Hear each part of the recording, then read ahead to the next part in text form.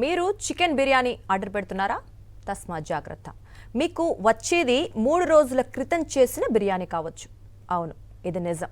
తాజాగా ఓ బిర్యానీ వ్యాపారి చేసిన మోసాలు అందరినీ షాక్కు గురి చేస్తున్నాయి.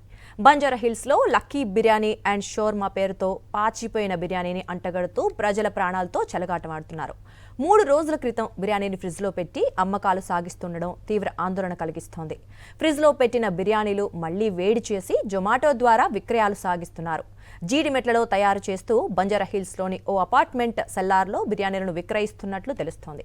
దీనిపై కేసు నమోదు చేశారు బంజారా హిల్స్ పోలీసులు. भाई आप चेक करो ना నిన్నటిదిగా నిన్నటిది బిర్యానీ ఇవన్నీ ఆ నుంచి దగ్గర మొత్తం ఎన్ని బిర్యానీ చూడు భయ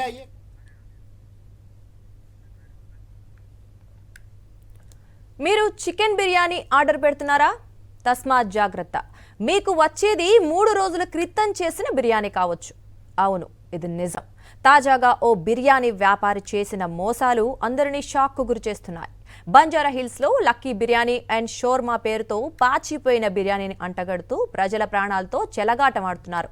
3 రోజుల క్రితం బిర్యానీని ఫ్రిడ్జ్లో పెట్టి అమ్మకాలు సాగిస్తుండడం తీవ్ర ఆందోళన కలిగిస్తోంది.